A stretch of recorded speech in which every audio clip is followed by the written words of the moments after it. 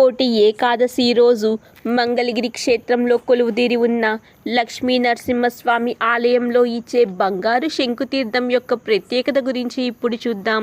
ఏడాదికి ఒక్కసారి ఇచ్చే బంగారు శంకుతీర్థాన్ని స్వీకరించటానికి వేలాది మంది భక్తులు ఈ ఆలయానికి వస్తారు.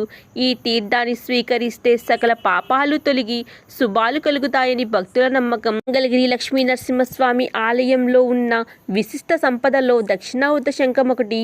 దీనిని తంజావూరు మహారాజు 1820వ సంవత్సరంలో దేవాలయానికి కానుగ్గా సమర్పించారు. బంగారు తొడుగుతో ఉన్న ఈ శంఖం నుండి సర్వదా సర్వవేళల్లో ప్రణవనాదం వినిపిస్తూ ఉండటం విశేషం. ముక్కోటి ఏకాదశి నాడు మాత్రమే ఈ మహత్తర దక్షిణావృత శంఖం నుండి భక్తులకు తీర్థాన్ని అందిస్తారు.